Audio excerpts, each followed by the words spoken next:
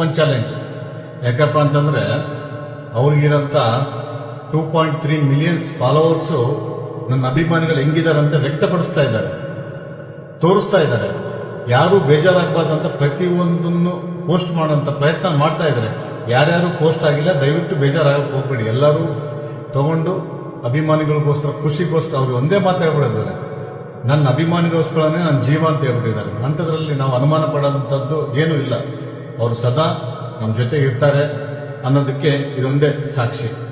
ಏನಕ್ಕಪ್ಪ ಅಂತಂದ್ರೆ ಕೆಲವು ಸೆಲೆಬ್ರಿಟಿಗಳು, ಕೆಲವು ಹೀರೋಗಳು ಒಂದು ಪೋಸ್ಟ್ ಹಾಕೋದಕ್ಕೆ ಲಕ್ಷಾನುಗಟ್ಟಲೆ ತಗೊಂತಾರೆ, ಪ್ರಮೋಷನ್ಗಾಗ್ಲಿ ಏನಾದ್ರೂ ಹೇಳಕ್ಕಾಗ್ಲಿ.